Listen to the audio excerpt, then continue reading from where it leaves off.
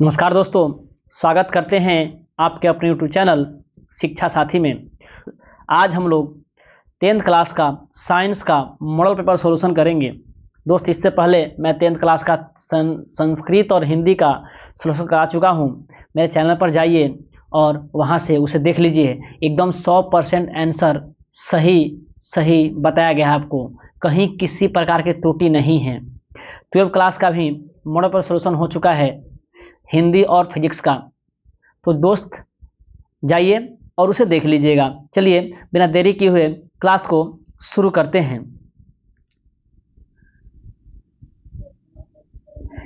देखिए दोस्त, पहला क्वेश्चन है हम लोग का, किसी प्रकाश स्रोत के सामने एक रुकावट रख देने से क्या बनता है। देखिए दोस्त, अगर सूर्य की प्रकाश की किरणें आ रही है, अगर यहाँ पे कोई हम रुकावट रख देते हैं तो यहाँ पे किरणें, यहाँ पे सूर्य का प्रकाश पार नहीं करेगा क्योंकि रुकावट रखे हुए हैं। यानी इसका छाया इधर बन जाएगा, यानी छाया बन जाएगा। क्या बनेगा दोस्त? छाया बनेगा। Option A. दोस्त, आज हमारे साथ आप साइंस का शेयर करने वाले हो। आप 80 क्वेश्चन तक रहना, तब आपको मालूम चल जाएगा कि आपने क्या सही और कितना पढ़ा है। आने वाला है, हम इतना बता दे रहे हैं। चलिए दूसरा क्वेश्चन है, समतल दर्पण की फोकस दूरी क्या होती है। देखिए दोस्त, समतल दर्पण की फोकस दूरी अनंत होती है। अब इसकी दूरी अनंत क्यों होती है, मैं एक शॉर्ट वीडियो शूट करने वाला हूं, उसमें एकदम बताने वाला हूं कि आखिर समतल दर्पण की फोकस दूरी अनंत ही क्यों होती है। ठीक है, ऐसे आप याद रखिए, आपको याद भी होगा ये क्वेश्चन। डू के डी बहुत इंपॉर्टेंट क्वेश्चन है ये।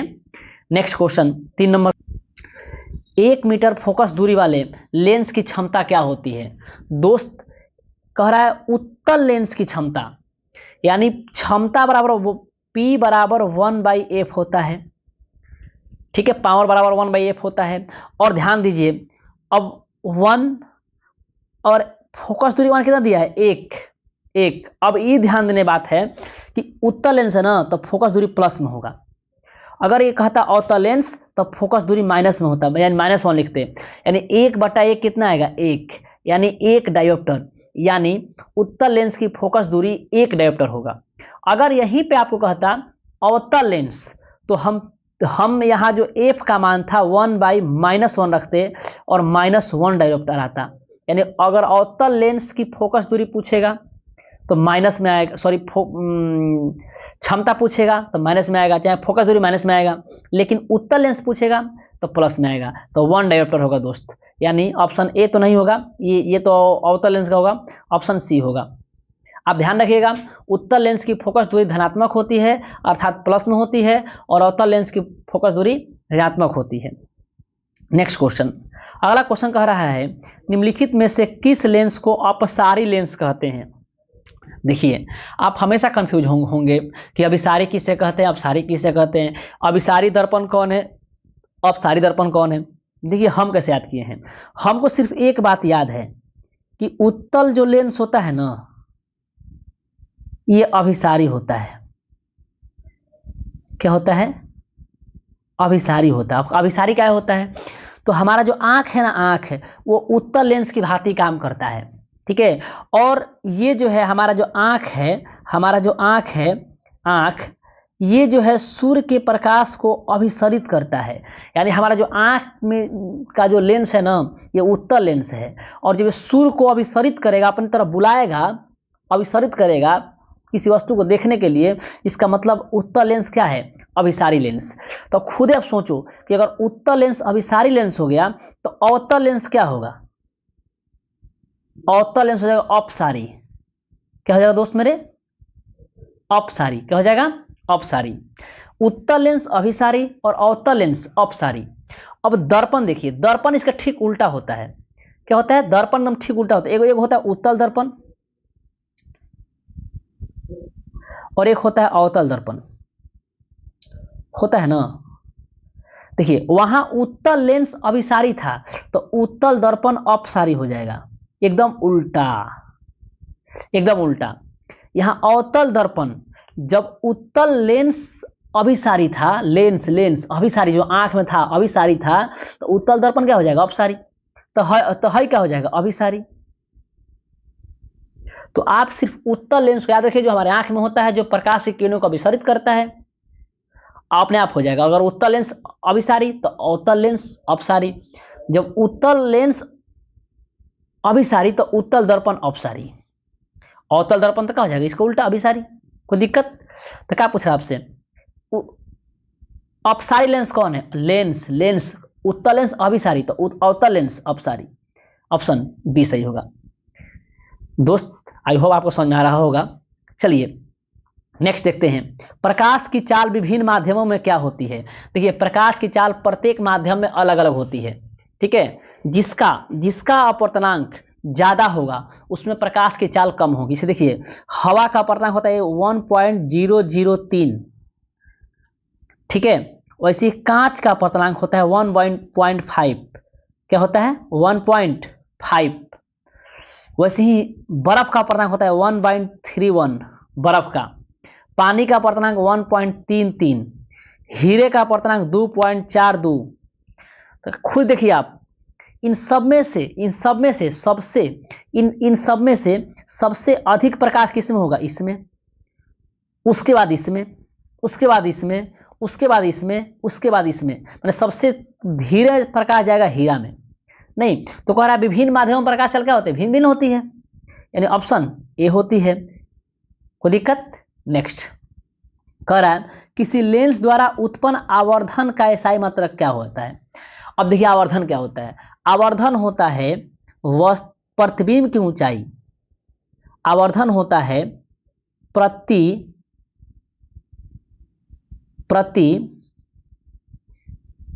बीम की ऊंचाई बटा वस्तु की ऊंचाई, वस्तु की ऊंचाई। अब ध्यान देखिए, मान लीजिए कि प्रतिबिंब की ऊंचाई 5 मीटर है, मान लीजिए एक तरफ से, बट्टा और वस्तु की ऊंचाई 2 मीटर है, मान लीजिए। तो मीटर, ये देखिए मीटर मात्रक है ना, मीटर से मीटर कट गया, बचा 2.5। अब खुदे बोलिए यहां कुछ बचा मात्रक में, मीटर मीटर क्या हो गया? कट गया। यानी आवर्धन का कोई एसआई मात्रक नहीं होता है, यानी ऑप्शन डी मात्रक विहीन होता है, ऊपर ऊपर कट जाता है मात्रक।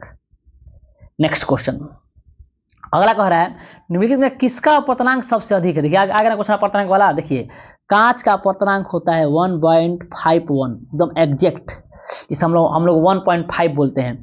बर्फ का अपवर्तनांक होता है 1.31। यही पानी का अपवर्तनांक होता है 1.33, हीरे का अपवर्तनांक 2.42, वायु का अपवर्तनांक 1.003। वैसे कहा था कि वायु का अपवर्तनांक 1 होता है लगभग में, लेकिन एग्जैक्ट होता है 1.003। खुद देखिए आप, निम्नलिखित में से किसका अपवर्तनांक सबसे अधिक है? Option B. देखिए दोस्त, ये सारे अपवर्तनांक आपके एनसीईआरटी में दिए हुए हैं, इसलिए मैंने लिख दिया ताकि आज पूछा है हीरे का अपवर्तनांक, कल को पूछेगा कांच का अपवर्तनांक 1.51, कल को पूछेगा बर्फ का अपवर्तनांक 1.31, पानी का पूछेगा 1.33, हवा का पूछेगा 1.003, हीरे का अब मालूम चल गया है।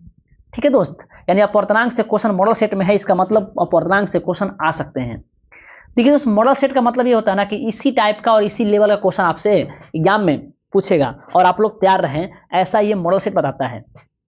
चलिए, आई होप आपको समझ में आ रहा होगा। मैं पूरी कोशिश कर रहा हूँ कि आपको समझा सकूं, भले मेरा फेस नहीं दिख पा रहा है, लेकिन आपको कोशिश है कि आपको सब कुछ समझा दूं। नेक्स्ट, एक अभिसारी लेंस बनाता है कैसा प्रतिबिंब? सदैव वास्तविक प्रतिबिंब, सदैव आभासी प्रतिबिंब, कभी आभासी तो कभी वास्तविक। चलिए दोस्त, मैं आपको एक और चीज बताता हूं। प्रतिबिंब बनने के संबंध में अवतल दर्पण इक्वल होता है उत्तल लेंस का,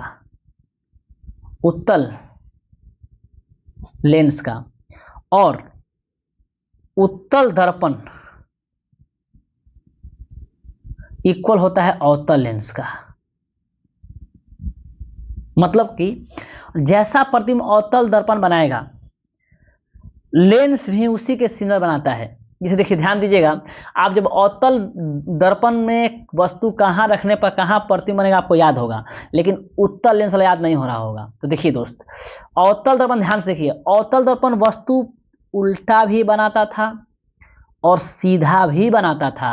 अगर वस्तु को अवतल दर्पण पर पी और एफ के बीच रखते हैं तो प्रतिबिंब कहाँ बनता है, दर्पण पीछे बनता है ना, सीधा बनता है। यानी अवतल दर्पण वस्तु का प्रतिबिंब सीधा ही बनाता है और उल्टा दोनों बनाता है, बड़ा ही बनाता है और छोटा ही बनाता है। नहीं, वास्तविक को उल्टा ही बोलते हैं, वास्तविक बनाता है और आभासी बनाता है। वैसे उत्तल लेंस भी यही काम करेगा, वस्तु का प्रतिबिंब वास्तविक भी बनाएगा, आभासी बनाएगा, सीधा ही बनाएगा, उल्टा ही बनाएगा, बड़ा ही बनाएगा और छोटा ही बनाएगा। यानी उत्तल लेंस पूछा ना आपसे ना, देखिए एक अभिसारी लेंस, अरे मर्दे अभिसारी लेंस उत्तल लेंस बोला नो, अभिसारी लेंस हमारे आंख में होता है, उत्तल लेंस हमारे आंख में होता है। तो उत्तल लेंस कभी आभासी बनाएगा तो कभी वास्तविक बनाएगा, option C, option C. Next question कह रहा है प्रकाश का नीला रंग होना किस परिघटना कारण है। देखिए प्रकाश जो हमारा आकाश है, सॉरी मैं दोस्त, आकाश का नीला रंग, अगर आकाश हमारा नीला दिख रहा है उसका कारण है प्रकीर्णन। क्या है, प्रकीर्णन। एक क्वेश्चन पूछा 2 साल पहले बोर्ड में, 2021 की बात है ये, कि सूर्य जो है डूबने से पहले रक्ताभ दिखता है, माने वो लाल रक्त दिखता है 2 मिनट तक, ठीक है, वो किस कारण से, वायुमंडलीय अपवर्तन। वो क्या हो जाएगा, वायुमंडलीय अपवर्तन के कारण सूर्य डूबने के बाद भी लाल दिखता है, सूर्य डूबने के बाद भी दिखाई देता है। अगर पूछेगा आकाश का जो नीला रंग होता है वो प्रकीर्णन के कारण दिखाई देता है, ठीक है। चलिए ऑप्शन ए तो आपका भी हो जाएगा, प्रकीर्णन, आकाश का नीला रंग। अब पूछेगा सूर्य का लाल दिखाई देना डूबने के बाद भी, तो अपवर्तन। चलिए इसका ऑप्शन भी होगा। नेक्स्ट क्वेश्चन, अगला क्वेश्चन कह रहा है कि प्राथमिक रंग कौन कौन सा है। देखिए प्राथमिक रंग, प्राथमिक 3 गो है, लाल, नीला और हरा, और इसी से मिलाकर के बहुत सारा रंग बनता है, ठीक है, नारंगी वगैरह जितना मैजेंटा बनता है सब ना। यानी प्रकाश का 3 मुख्य रंग है, प्राथमिक रंग है लाल, नीला और हरा, ऑप्शन डी। इसी के बाद इसी को मिला मिला के बहुत सारे रंगे बनाए जाते हैं जिसे द्वितीयक रंग कहते हैं। नेक्स्ट क्वेश्चन अगला है, बृहद संख्या में प्रकाश सुग्राही कोशिकाएं कहां पाई। देखिए दोस्त, ये हम लोग का आंख है, ऐसे आंख का बनावट है, यहाँ पे होता है दृष्टिपटल या रेटिना जिसपे प्रकाश पड़ता है, और यही प्रकाश के बृहद संख्या में प्रकाश सुग्राही होता है, यानी ऑप्शन सी। और रेटिना पर प्रतिबिंब बनता है हम लोग का, रेटिना प्रतिबिंब कैसे बनता है, छोटा बनता है, याद रखिएगा, छोटा बनता है और उल्टा बनता है, छोटा बनता है और उल्टा बनता है, और उल्टा कहे तो वास्तविक, ऑप्शन सी। नेक्स्ट क्वेश्चन कह रहा है कि दूरदृष्टि दोष उपचार के लिए किस लेंस का प्रयोग करते हैं। सबको विदित है दोस्त कि दूरदृष्टि दोष के लिए उत्तल लेंस, कौन लेंस, उत्तल लेंस। दूरदृष्टि दोष कहते हैं हाइपरमेट्रोपिया, ये कहते हैं मायोपिया, मायोपिया कहते हैं निकट दृष्टि दोष, और निकट दृष्टि दोष के लिए कौन होता है, अवतल लेंस, ठीक है दोस्त। चलिए इसका ऑप्शन ए होगा। नेक्स्ट क्वेश्चन, अगला क्वेश्चन कह रहा है कि मानव नेत्र के लिए दृष्टि की अस्थायित्व कितनी होती है। माने हम किसी की वस्तु को देखें तुरंत नजर हटा लिए, तो हमारे किसी वस्तु को देखेंगे तुरंत नजर हटाएंगे तो हमारी आंख पर उसका जो प्रभाव, उस प्रतिबिंब का प्रभाव, जो वस्तु हम देखे हैं उसका प्रभाव कितने सेकंड तक रहता है। तो इसका आंसर होगा 1/16 सेकेंड। अगर हम किसी वस्तु को क्विकली देखते हैं और हटाते हैं नजर, तो हमारे आंख पर उसका असर, मतलब उस वस्तु को हमें, मतलब कि मेरे आंख को उगता है, वो 1/16 सेकेंड तक आंख पर उसका इमेज रहता है। 1/10 भी आपको याद होना चाहिए। अगर हमारे कान पर जो ध्वनि का अस्तित्व होता है ना, 1/10 सेकेंड, अगर कोई ध्वनि हम सुने तो 1/10 सेकेंड तक हमारे कान तक वो ध्वनि रहती है। इसका ऑप्शन सी होगा दोस्त। बहुत कंफ्यूजन होता है ऑप्शन बी और सी में। 1/16 आंख के लिए होता है और 1/10 जो है कान पर होता है। नेक्स्ट अगला क्वेश्चन कह रहा है दोस्त, निम्न में से कौन सा मात्रक वाट के बराबर है। अब मेरी बात को ध्यान से सुनिएगा, धैर्य से। देखिए दोस्त, वाट का मतलब होता है कार्य करने की दर, कार्य करने की दर मतलब 1 सेकेंड में वो कितना कार्य कर रहा है, मैंने कार्य बटा समय, कार्य बटा में समय, यानी कार्य का कार्य का SI मतलब जूल होता है और समय को लेते हैं साइंस में सेकेंड में। माने 1 सेकेंड में वो कितना कार्य करता है उसी को तो क्या बोलते हैं, शक्ति बोलते हैं। अब ऑप्शन को ध्यान से देखिए, ऑप्शन बी को ध्यान देखिए, जूल बटा में सेकेंड, जूल बटा में सेकेंड, कोई दिक्कत। अब देखिए कार्य एक अदिश राशि है, कौन राशि है, ध्यान रखिएगा मेरे दोस्त, कार्य एक अदिश राशि है। उसके बाद वाट जो शक्ति है ये भी अदिश राशि है, ठीक है, लेकिन बल सदिश है।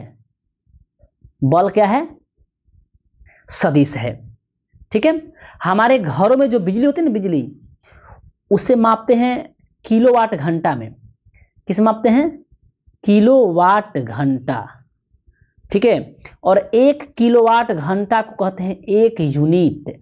अब आप देखोगे हमारे घर में इतना यूनिट बिजली उठाना कहता है, 5 यूनिट, 8 यूनिट, 10 यूनिट, 200 यूनिट, तो हमारे घर में 200 यूनिट बिजली उठा। इसका मतलब है कि अगर 200 यूनिट हम कह रहे हैं यानी 200 किलोवाट घंटा, 1 किलोवाट घंटा का मतलब 1 यूनिट होता है, ठीक है दोस्त।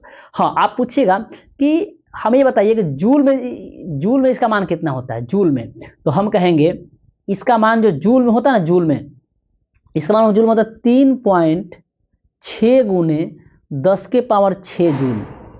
मतलब 1 किलोवाट घंटा बराबर होता है 3.6 गुने 10 के पावर 6 जूल, ठीक है। कोई दिक्कत दोस्त नहीं ना।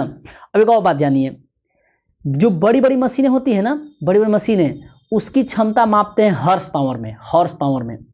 घर की बिजली में मापा जाता है किलोवाट घंटा में, जिसे 1 किलोवाट घंटा बराबर 1 यूनिट कहते हैं। और अगर जूल में मापेंगे तो 3.6 गुने 10 के पावर 6 जूल। अगर हम कहेगा हॉर्स पावर, जो बड़ी बड़ी मशीन होती है ना, बड़ी बड़ी मशीनें, जनरेटर वगैरह, उसमें मापते हैं हॉर्स पावर में, उसके मापते हैं। तो 1 हॉर्स पावर बराबर 746 वाट होता है। कितना वाट है हमारे दोस्त, 746 वाट। कोई दिक्कत नहीं ना। नेक्स्ट क्वेश्चन, अगला क्वेश्चन कह रहा है, देखिए आ गया, 1 किलोवाट घंटा बराबर होता है 1 यूनिट। कितना होता है, 1 यूनिट बताए हैं। नेक्स्ट क्वेश्चन, विद्युत शक्ति का SI मतलब वाट होता है। कोई दिक्कत, बल का न्यूटन होता है, जूल कार्य का होता है, वोल्ट विभवांतर चाहे विभव का होता है। कोई दिक्कत, और विभवांतर भी बराबर होता है J/C। कंफ्यूज मत होना, J/S कहेगा यानी जूल प्रति सेकंड कहेगा तो ये तो वाट का है, लेकिन J/C कहेगा प्रति कूलम को एक स्थान से दूसरे स्थान तक ले जाने में किया गया कार्य, यानी V बराबर J/C कहेगा तो वोल्ट का होगा, मतलब विभवांतर का होगा, अर्थात वोल्ट का होगा। अगर J/S कहेगा जूल प्रति सेकंड तो ये तो वाट का है। कोई दोस्त, next option B. Next question, अगला कह रहा है कि 1 किलोवाट घंटा बराबर होता है, सी आंसर होगा 3.6 10 के पावर 6 जूल। बताइए, हाँ कोई दिक्कत, कहो ना, बोल नंबर देना। हाँ ठीक बात है।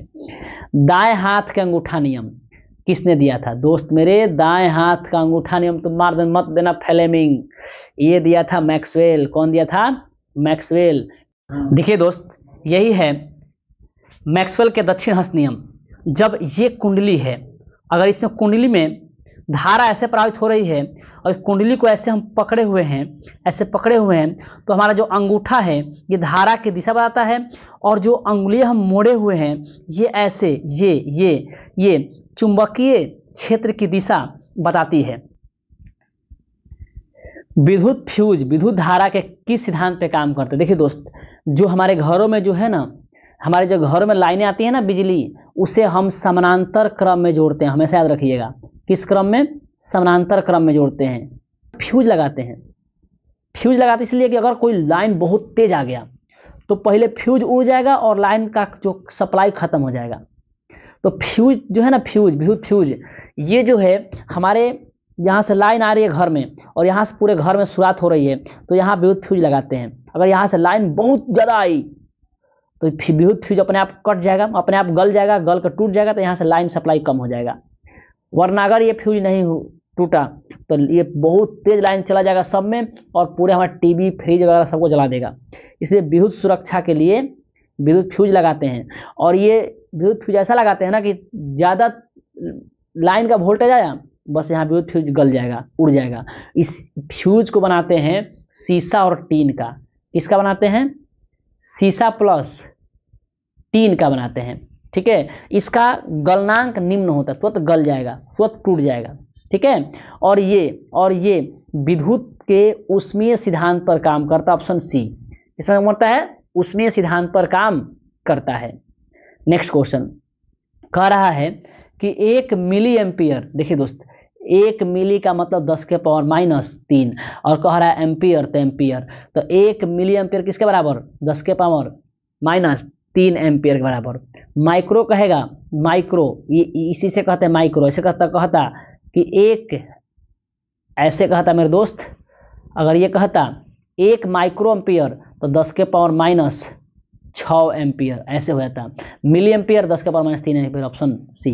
नेक्स्ट क्वेश्चन कह रहा प्रतिरोध के मान बढ़ाने के लिए प्रतिरोधों को किस में जोड़ते हैं? देखिए दोस्त, प्रतिरोध को जोड़ने का दो तरीका है, एक तो है श्रेणी क्रम,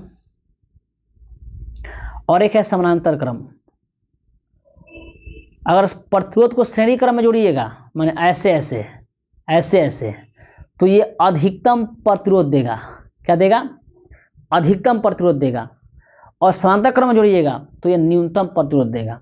तो कह रहा है कि प्रतिरोध के मान को बढ़ाने के लिए किस क्रम में जोड़ेंगे? तो श्रेणी क्रम में। प्रतिरोध के मान को न्यूनतम करने के लिए, कम करने के लिए किस क्रम में जोड़ेंगे? तो पार्श्व क्रम कहीं वो क्या बोलते हैं? समांतर क्रम। इसका आंसर ऑप्शन ए होगा। कोई दिक्कत दोस्त नहीं। नेक्स्ट क्वेश्चन कह रहा है इलेक्ट्रिक हीटर, जो हमारे घर में हीटर होता है ना, कि जो कुंडली होती है, कुंडली किसका बना होता है? ये बना होता है नाइक्रोम का। किसका बना होता है? नाइक्रोम का। नेक्स्ट क्वेश्चन, अगला क्वेश्चन कह रहा है निम्नलिखित में कौन ग्लोबल वार्मिंग के लिए उत्तरदायी है? CO2। ग्लोबल वार्मिंग मतलब पूरा गर्मी हो जाना, पूरा उमस गर्म आ जाना, तो वायुमंडल गर्म किसके कारण होता है? CO2 कारण, ऑप्शन डी। नेक्स्ट क्वेश्चन कह रहा है इनमें से कौन जीवाश्म ईंधन है? देखिए जीवाश्म ईंधन 3 है जो फेमस है, पेट्रोलियम, कोयला और प्राकृतिक गैस। ऑप्शन डी सही होगा। प्राकृतिक गैस 3 है, कोयला, पेट्रोलियम, प्राकृतिक गैस, ये तीनों जीवाश्म ईंधन है। Option D. नेक्स्ट क्वेश्चन कह रहा है कि सूर्य तथा अन्य तारों से उत्सर्जित विशाल ऊर्जा स्रोत क्या है? देखिए सूर्य से जो आता है ना प्रकाश, चाहे तारों से प्रकाश, ये नाभिकीय संलयन से काम करता है। नाभिकीय संलयन से काम करता है। जब जो छोटे छोटे नाभिक जुड़ करके बड़ा नाभिक का निर्माण करते उसे कहते हैं नाभिकीय संलयन। और जब बड़ा नाभिक टूटता है छोटे छोटे नाभिकों में तो इसे कहते हैं नाभिकीय विखंडन। ये टूट गया ना इसमें विखंडन, ये जुट गया ना संलयन। ठीक है, तो सूर्य का प्रकाश किस निर्भर करता है? नाभिकीय संलयन पर। तारों का प्रकाश नाभिकीय संलयन पर। नेक्स्ट क्वेश्चन, टिहरी बांध का निर्माण का उद्देश्य क्या होता है? देखिए बांध, कोई बांध हो, बांध के निर्माण का उद्देश्य होता है मछली पालन, सिंचाई, जल को स्टोर करना, वहां से बिजली बनाना। इसी कारण से बांध के निर्माण को कहते हैं बहुउद्देशीय परियोजना। बहुउद्देशीय परियोजना माने बहुत से उद्देश्यों की पूर्ति करने वाला परियोजना। ठीक है, ऑप्शन देखिए, बांध का निर्माण क्यों हुआ है? तो भूमि सिंचाई के लिए, सही बात है। बिजली के लिए, सही बात है। जल प्राप्ति के लिए, सही बात है, यानी ऑप्शन डी। कोई दिक्कत? नेक्स्ट क्वेश्चन, खिलौने में किस सेल का प्रयोग करते हैं? देखते नहीं हम लोग दशहरा में खिलौना खरीदते हैं ना, तो उसमें सेल होता है, उसे वो शुष्क सेल से प्रयोग होता है। कौन सेल होता है? शुष्क सेल का प्रयोग होता है। नेक्स्ट क्वेश्चन, जल में बहुत अपघट में कैथोड पर कौन सी गैस मुक्त होगी? जल में देखिए अगर H2O का विद्युत अपघट्ट कराइएगा, तोड़िएगा, देखिए जल को विद्युत अपघट्ट के द्वारा ही तोड़ा जा सकता है। NaCl को भी विद्युत अपघट्ट के द्वारा ही तोड़ा जा सकता है। तो जब जल को तोड़िएगा ना तो आएगा H+ और OH-, ये टूटेगा। अब देखिए प्लस वाला जाएगा ऋण ध्रुव पर और माइनस वाला जाएगा धन ध्रुव पर। बैटरी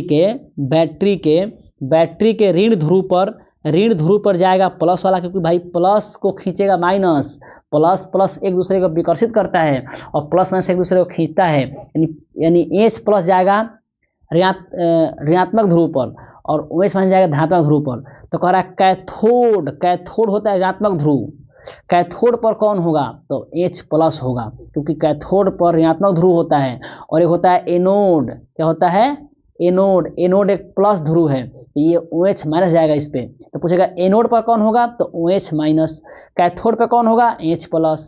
यानी हम बात करें तो hydrogen, option C. Next question, अगला क्वेश्चन कह रहा है मेरे दोस्त, कह रहा है नीचे दी गई अभिक्रिया में कौन संबंध कथन सत्य है। मेरी बात को गौर से ध्यान से सुनिएगा। एक समीकरण दिया है Zn+C, Zn+ और ये O यहाँ जाकर मिल गया। देखिए, अगर ऑक्सीजन का योग होगा तो उसे कहते हैं ऑक्सीकरण, या इसी कहते हम उपचयन। अगर हाइड्रोजन का योग होगा, देखिए ऑक्सीजन का योग या फिर हाइड्रोजन का ह्रास, ये दोनों ये है, और ऑक्सीजन का ह्रास होगा और हाइड्रोजन का योग होगा। ठीक है, ऑक्सीजन का ह्रास होगा और हाइड्रोजन का योग होगा, तो ये दोनों कहलाता है अवकरण या अपचयन। माने हाई ध्यान रखिए, O जुटेगा ऑक्सीकरण, जब O जुटेगा तो H हटेगा। ऑक्सीकरण में O जुटेगा H हटेगा, ऑक्सीकरण कहते हैं उपचयन। O हटेगा तो अवकरण, क्या होगा, अवकरण। जब O हटेगा तो H जुटेगा, अवकरण बोलते हैं अपचयन। क्या बोलते हैं, अपचयन। अब देखिए, ये ऑक्सीकरण और अपचयन, सॉरी, ये जो ऑक्सीकरण है ना, ऑक्सीकरण या अपचयन, ऑक्सीकरण अपचयन हमेशा हमेशा इन्हीं में होगा, इधर नहीं होगा। मतलब ZnO का या तो ऑक्सीकरण हो सकता है, अपचयन हो सकता है, या कार्बन का ऑक्सीकरण या अपचयन हो सकता है, इसी में होता है। बाद बाकी इससे हमको कोई मतलब नहीं है। अब देखिए ध्यान से, यहाँ देखिए ZnO था ना, यहाँ O था, O निकला और किस में जगह जुट गया, C में। O यहाँ से निकला और जाके C में जुट गया, यानी Zn से O निकल गया, यानी O- हुआ। तो O जब माइनस, इसका मतलब ZnO का अवकरण हुआ है, क्योंकि भैया इससे क्या निकला, O निकल गया। इसी कहते हैं अपचयन। कोई दिक्कत, यानी ZnO का अवकरण हुआ है या अपचयन हुआ है, कोई दिक्कत, माने ZnO अवकरित हुआ है या अपचयित हुआ है, वैसे ही ध्यान दीजिए। अब देखिए, ये C में आके O मिल गया ना, माने O मिल गया, यानी O जुट गया ना, तो C का, अब इधर से मतलब है ना, ये CO नहीं, C का, C में आके O जुटा, इसका मतलब C का O जुट गया है, यानी ऑक्सीकरण हुआ है। यानी कार्बन का क्या हुआ है, ऑक्सीकरण हुआ। CO का ऑक्सीकरण नहीं हुआ, CO का नहीं हुआ है, खाली C का ऑक्सीकरण हुआ है। हमको इससे मतलब नहीं है। C का ऑक्सीकरण हुआ है या उपचयन हुआ है। क्या हुआ मेरे दोस्त, उपचयन हुआ है, उपचयन हुआ है। आप ऑप्शन देखिए, ZnO उपचयित हो रहा है, माने ZnO का उपचयन हो रहा है, नहीं, इसमें तो O हट रहा है, तो ये तो अपचयन हो रहा है। ऑप्शन ए गलत। कार्बन अपचयित हो रहा है, हाँ, कार्बन में O जुटा है, नहीं भाई ये कैसे हो जाएगा, कार्बन में O जुटा है तो कार्बन का उपचयन हो रहा है ना, क्या हो रहा है, उपचयन, तो गलत है। ऑप्शन सी देखिए, कार्बन का उपचयन हो रहा है। कार्बन क्या हो रहा है, देखिए इसमें कार्बन में O जुट गया, माने कार्बन में O जुटा मतलब कार्बन का उपचयन हुआ। ऑप्शन सी, ऑप्शन का होगा मेरे दोस्त सी। अगर अभी आपको नहीं समझ में आ रहा है तो मैं अपचयन उपचयन का एक वीडियो, शॉर्ट वीडियो बनाना की कोशिश कर रहा हूं, आपको उसमें सब समझ में आ जाएगा। ठीक है दोस्त, नेक्स्ट क्वेश्चन, अगला क्वेश्चन कह रहा है जस्ता हाइड्रोक्लोरिक अम्ल की अभिक्रिया करके, एक बात सुनिए, अगर कोई भी धातु अगर अम्ल से अभिक्रिया करेगी तो H2 गैस देगी। ठीक है, अब देखिए, जस्ता धातु हवन, हाइड्रोक्लोरिक अम्ल हवन, जब धातु के अम्ल से अभिक्रिया हुई बबुआ, तो साच बोलो कौन सा आंसर हुई, ऑप्शन बी। कौन गैस निकली, हाइड्रोजन गैस। नेक्स्ट क्वेश्चन, अगला क्वेश्चन कह रहा है निम्नांकित में कौन गैस चूना जल को दूधिया कर देता है, तो CO2। क्या करता है, CO2। चूना जल को क्या करते हैं, दूधिया करता है कौन, CO2। नेक्स्ट क्वेश्चन, अगला कह रहा है क्वेश्चन, निम्नांकित में से कौन बूझा हुआ चूना है। देखिए, बूझा हुआ चूना, ये कली चूना है, आज जैसे में इसमें जल डालिएगा तो बन जाएगा CaOH के होल ट्वाइस, इसे कहते हैं बोझा हुआ चूना, यानी ऑप्शन सी। नेक्स्ट क्वेश्चन, दंतमंजन प्राय होता है। अच्छा, आप दंतमंजन काहे करते हैं? मुँह धोवेला, यानी मुहवा जो है ना, मुंह आपका अम्लीय हो जाता है, तो अम्ल को हटाने के लिए क्या करेंगे? क्षार उसमें डालेंगे, यानी दंतमंजन क्या होता है? क्षारीय होता है।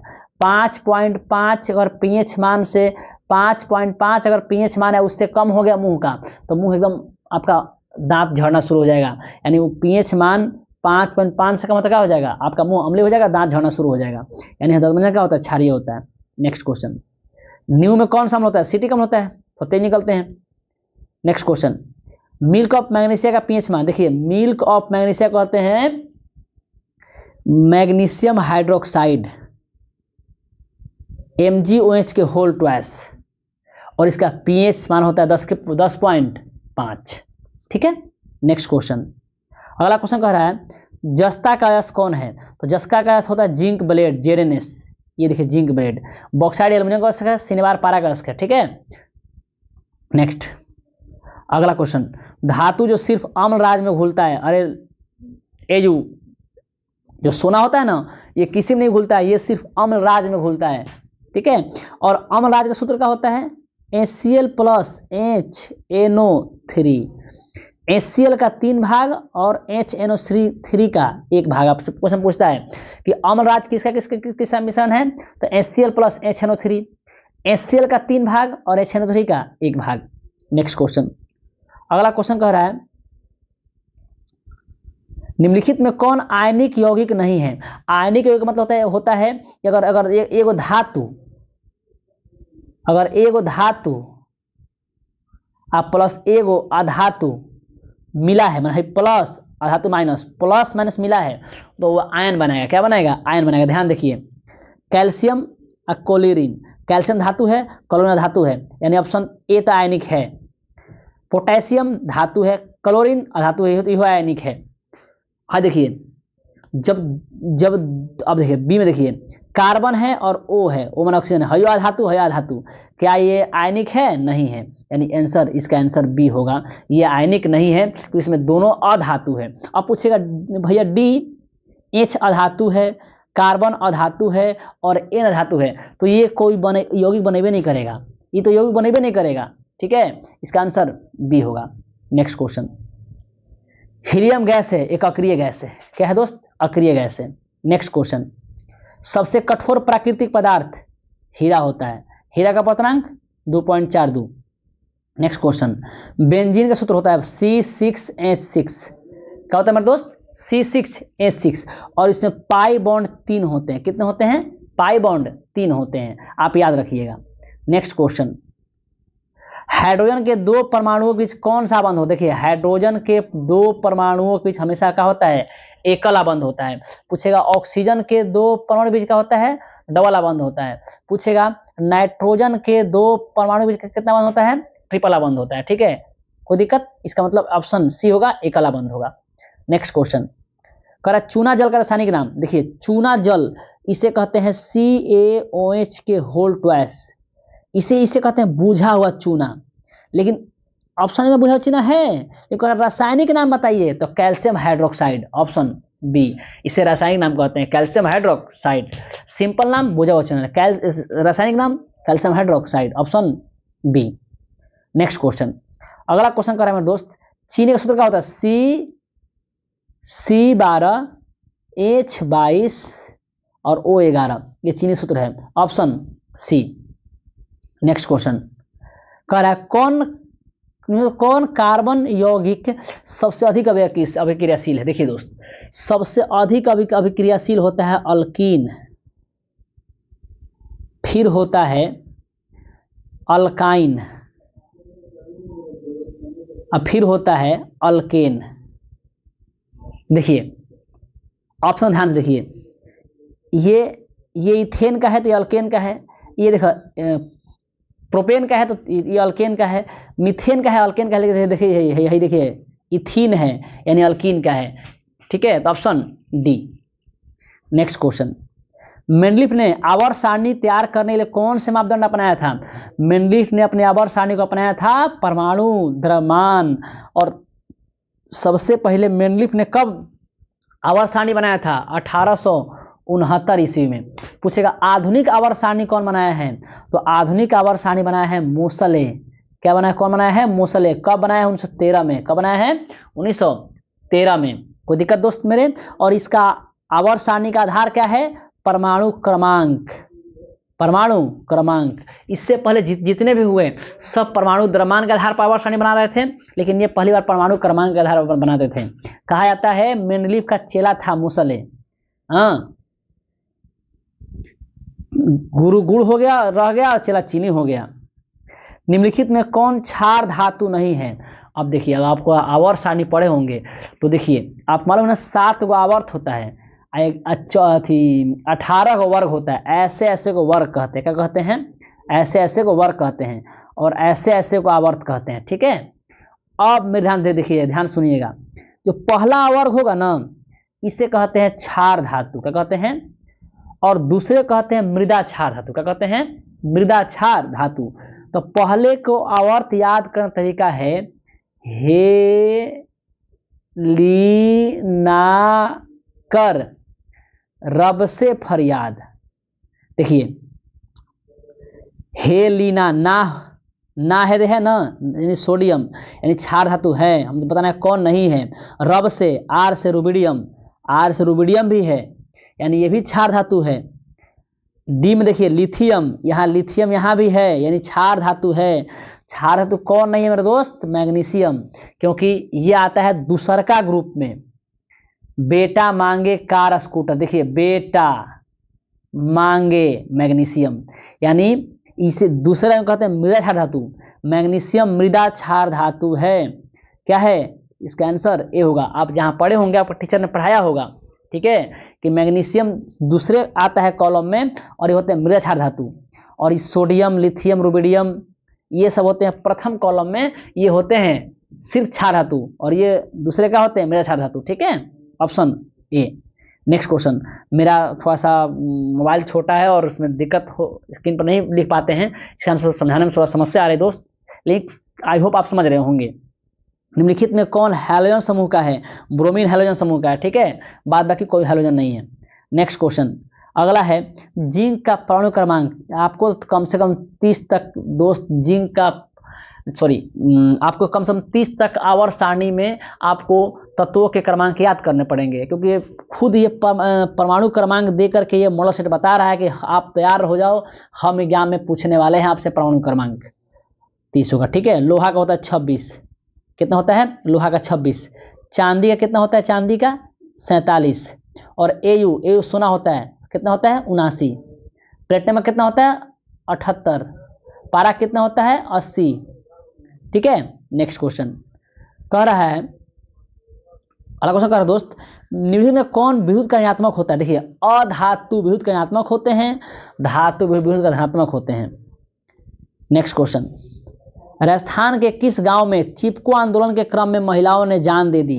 देखिए, सबसे पहले चिपको आंदोलन उत्तराखंड में शुरू नहीं हुआ था मेरे दोस्त, सबसे पहले चिपको आंदोलन शुरू हुआ था राजस्थान के एगो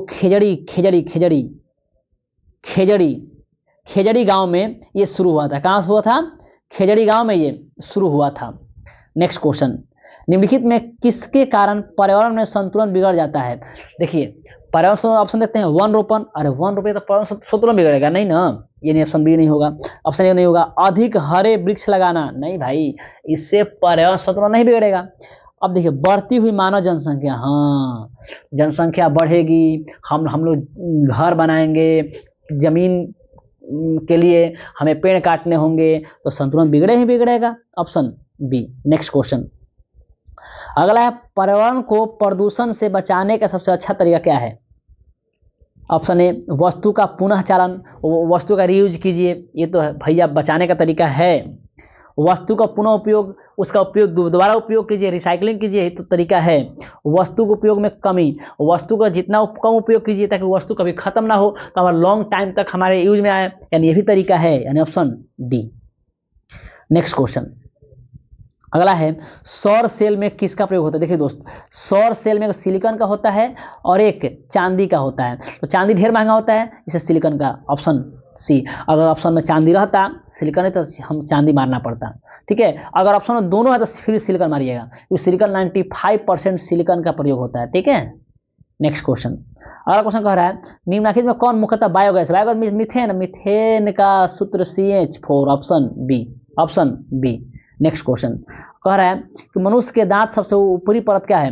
देखिए हमारे जो दांत है ना, जो व्हाइट व्हाइट चमकता है, अब तो लोग खात हो खा नहीं सत ना, ओहो हम तो भुला गए थे कि आप लोग 10th क्लास के बच्चा हैं, आप लोग तो ये सब नशा ना होते होबो कर, तो हमारा हम देखा थोड़े न, तुमको हम देख रहे ना हमको आप देख रहे हैं भाई साहब, कोई दिक्कत ना करे के चाहिए।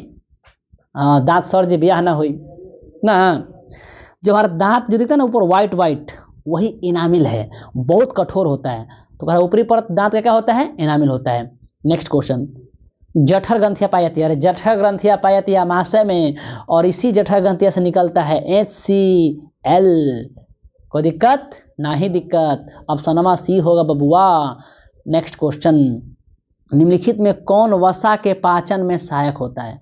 अब मेरी बात ध्यान सुनिएगा, हमारे अग्नाशय से, किससे, अग्नाशय से, हमारे अग्नाशय से 3 एंजाइम निकलती है, ALAT, इसे कहते हैं लाइपेज, लाइपेज, एमाइलेज,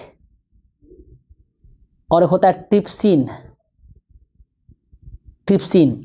लाइपेज वसा का पाचन करता है, कार्बोहाइड्रेट जो होता है ना, ये सॉरी एमाइलेज, ये कार्बोहाइड्रेट का पाचन करता है, और जो ट्रिप्सिन है, ट्रिप्सिन, ये ट्रिप्सिन प्रोटीन का पाचन करता है।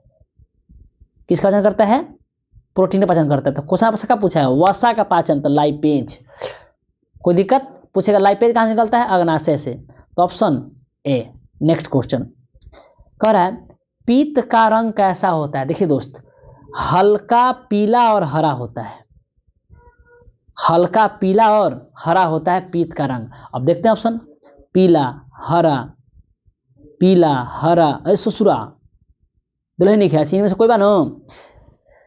देखिए ये क्वेश्चन यहाँ फंसा दिया हम लोग को। वास्तविकता में देखा जाए तो पीत का रंग पीला और हरा, थोड़ा पीला और थोड़ा हरा होता है, मुख्य से ज्यादा थोड़ा सा हरा होता है, थोड़ा सा हरा होता है, पीला कम, थोड़ा सा हरा का जो रंग है ना वो थोड़ा ज्यादा होता है। ठीक है, यहाँ से हमको यहाँ हरा मानना पड़ेगा, कोई नहीं मानना पड़ेगा, क्योंकि आप देखिए अपने किताब में NCERT में दिया है, इसका आंसर हरा होना चाहिए। हालांकि पीला और हरा दोनों होता है, तो पीला थोड़ा सा कम होता है, हरा कुछ ज्यादा होता है, तो आंसर बी। नेक्स्ट क्वेश्चन, पौधे में शोषण कहाँ से होता है, तना से पौधा शोषण करता है, जड़ से भी करता है, पत्ती से भी करता है, ऑप्शन डी। नेक्स्ट, रात्रि में हरे पौधे रात्रि में कौन सा गैस छोड़ते हैं। देखिए दोस्त, ऐसे तो दिन में वो छोड़ते हैं O2 जिसे हम लेते हैं, लेकिन कहा जाता है रात्रि में पौधे पेड़ के नीचे नहीं सोना चाहिए, क्योंकि वो रात्रि में CO2 गैस छोड़ते हैं, ऑप्शन ए। नेक्स्ट क्वेश्चन, किण्वन के फलस्वरूप ATP का निर्माण होता है, कितने ATP का, 2 ATP का। हमारे माइटोकॉन्ड्रिया में 36 ATP बनता है, और 2 ATP किण्वन से पूरा 38 ATP, option A. Next question कह रहा है कि समान डायलोसिस डायस्टोलिक रक्तदाब कितना होता है। ऐसा बात सुने हैं कि आपका ब्लड प्रेशर 120/80 होता है, इसे कहते हैं रक्तदाब। ऊपर वाले को बोलते हैं सिस्टोलिक, क्या बोलते हैं, सिस्टोलिक। ऐसे बोलते हैं डायस्टोलिक, डायस्टोलिक। क्या बोल रहा है, डायस्टोलिक रक्तदाब कितना होता है, तो 80 होता है, नीचे वाला, कोई दिक्कत। नेक्स्ट, पौधे में वाष्पोत्सर्जन किस अंग से होता है, माने वाष्प का उत्सर्जन तना से भी होता है, फूल से भी होता है, पत्ती से भी होता है, ऑप्शन डी। श्वसन में सबसे होता है, श्वसन में सबसे होता है। अस्थि क्या है, अस्थि एक संयोजी उत्तक है, ऑप्शन ए पदार्थ कोशिका, ऑप्शन सी संयोजी उत्तक है। ठीक है, नेक्स्ट क्वेश्चन। अगला क्वेश्चन कह रहा है कि पादप में अपशिष्ट संचित रहता है। देखिए पादप में भी, जैसे हम लोग है ना अपशिष्ट, अब मान लो खा लो और सुबह सुबह समझ गए होगा नहीं, यानी हमारे जो अपशिष्ट है वो तो आप खुद जाना हम लोग कैसे निकालते हैं। वैसे ही पादप में भी अपशिष्ट बनता है। तो पादप में अपशिष्ट कहाँ जमा होता है, तो देखिए पादप में एक वैक्यूल होता है, मतलब पादप में बहुत खाली जगह होता है, ठीक है, जिसे रिक्तिका कहते हैं। पादप अपना अपशिष्ट वहीं जमा करता है, ऑप्शन सी। नेक्स्ट क्वेश्चन, वृक्क के संरचनात्मक एवं क्रियात्मक इकाई को कहते हैं। तो वृक्क मन होता है किडनी, किडनी मन नेफ्रॉन, ठीक है। तो वृक्क के क्रियात्मक एवं संरचनात्मक इकाई क्या होता है, नेफ्रॉन। एक होता है न्यूरॉन, ये है तंत्रिका तंत्र के क्रियात्मक एवं संरचनात्मक इकाई न्यूरॉन। अब वृक्क का क्या होता है, nephron, option C. Next question, पौधे के उत्सर्जी पदार्थ हैं, माने ये कौन कौन से पदार्थ पौधा बाहर निकालता है, माने अपशिष्ट पदार्थ, कौन अपशिष्ट पदार्थ जिसे पौधा बाहर निकालता है। तो देखो होंगे गोंद, अरे मतलब सहजन के पेड़ पर नहीं रहते गोंदा, वो अपशिष्ट पदार्थ हटे, ठीक है। टैनिन भी अपशिष्ट पदार्थ है और रेजिन भी अपशिष्ट पदार्थ है, इनमें सही, यानी जो पौधे का अपशिष्ट पदार्थ कौन कौन है, टैनिन, गोंद, रेजिन, ठीक है। नेक्स्ट क्वेश्चन, अगला क्वेश्चन कह रहा है कि स्मरण शक्ति का मुख्य केंद्र क्या है, माने याद करने का मुख्य केंद्र क्या है। तो देखिए याद करने का मुख्य केंद्र क्या है, सेरिब्रम। क्या है, सेरिब्रम, जो हमारे आगे वाले मस्तिष्क पाया जाता है, हमारे प्रमस्तिष्क जिसे कहते हैं अग्र मस्तिष्क। अग्र मस्तिष्क में 3 भाग, सेरिब्रम, थैलेमस, हाइपोथैलेमस, ठीक है। तो सेरिब्रम से हम लोग स्मरण शक्ति, याद करने की क्षमता को ये करते हैं। नेक्स्ट क्वेश्चन, जड़ का अधोगामी वृद्धि, माने जो देखिए मान लीजिए देखिए पौधा है, मान लीजिए पौधा है, इसका ये जड़ है, ये अधोगामी नीचे, ये नीचे वृद्धि कर रहा है, क्या कर रहा है, नीचे वृद्धि कर रहा है। तो ध्यान देखिए गुरुत्वाकर्षण बल किन लगता है, नीचे लगता है ऊपर लगता है, नीचे लगता है, यानी ये गुरुत्वाकर्षण बल की दिशा में वृद्धि कर रहा है ना। तो इसका आंसर होगा गुरुत्वानुवर्तन, माने गुरुत्वाकर्षण के दिशा में वृद्धि कर रहा है। अच्छा प्रकाश कहाँ होता है, ऊपर ना, वृद्धि कर रहा है नीचे, प्रकाश है ऊपर, यानी प्रकाश के उल्टा वृद्धि कर रहा है ये। अगर अब ध्यान दीजिए, अब ये तना के जो पेड़ है, पेड़ वो पेड़ किधर वृद्धि करता है, ऐसे वृद्धि करता है, पेड़ ऐसे वृद्धि करता है, ऐसे, यानी प्रकाश की ओर वृद्धि करता है ना, प्रकाश आकाश में है ना प्रकाश, तो ऊपर वृद्धि करता है, यानी प्रकाश की ओर वृद्धि करता है। तो तना पूछेगा कैसे वृद्धि करता है, तो प्रकाशानुवर्तन। और जड़ कैसे वृद्धि करता है, गुरुत्वानुवर्तन, ठीक है, answer D. Next question, oestrogen size होता है, देखो एस्ट्रोजन नामक जो हार्मोन है ना, इसका होता है अंडाशय से, किससे होता है, अंडाशय से। नेक्स्ट क्वेश्चन कह रहा है स्वपरागण निम्न में से किन पौधे में होता है। देखिए अपने आप परागण, अपने आप परागण करेगा, माने अपने आप वो निषेचन करेगा, ठीक है। देखिए अगर उसका एक पुरुष और एक स्त्री गुणसूत्र होगा तब ना वो करेगा, लिंग होगा तब ना करेगा, 2 मिल करेगा। लेकिन जिसके पास एक एक हो, सिर्फ स्त्री का या पुरुष का ही गुणसूत्र हो, तो अपने से परागण करेगा, यानी एक लिंगी जो पौधे होते हैं वो स्वपरागण करते हैं। नेक्स्ट क्वेश्चन कह रहा है गर्भाशय के किस भाग में भ्रूण का विकास होता है। ये क्वेश्चन भाई आपका बहुत आंतरिक से पूछा है, बहुत आंतरिक पूछा है। गर्भाशय किस भाग में भ्रूण का विकास होता है, इसका आंसर होगा एंड्रोमेट्रियम। आप इसको रट जाओ, इसको रट जाओ, ठीक है। नेक्स्ट क्वेश्चन, निम्नलिखित में कौन भाग केवल पुरुष जननांग में पाया जाता है। ऑप्शन डी देखिए शुक्रवाहिका, ठीक है, वास्ट डिफरेंस, शुक्रवाहिका, जिसे शुक्राणु चलकर आता है, जिस नली से शुक्राणु चलकर उसे कहते हैं शुक्रवाहिका, ऑप्शन डी। अनुवांशिकता का पिता कहते हैं, अनुवांशिकता का पिता कहते हैं ग्रेगरी जॉन मेंडल का। ये ऑस्ट्रिया का रहने वाले थे और ये सबसे पहले अनुवांशिकता नियम का विकास किए। किस पौधे पर, तो मटर के पौधे पर। किसवे, मटर के पौधे पर ये अनुवांशिकी नियम का सिद्धांत दिए। कौन, ग्रेगरी जॉन मेंडल कहाँ के थे, ऑस्ट्रिया के थे। नेक्स्ट क्वेश्चन है मेंडल किस देश के ईसाई एक मठ में पादरी थे। सॉरी आंसर बी होगा मेरे दोस्त, ऑस्ट्रिया आंसर होगा इसका आंसर होगा बी, ऑस्ट्रिया। नेक्स्ट क्वेश्चन कह रहा है इनमें कौन वर्गीकरण के सबसे ऊपरी पायदान पर है। अब ये क्या है वर्गीकरण, देखिए दोस्त हमारे जितने जीव जंतु हैं ना सबको बांटा गया है। सबसे पहले जगत,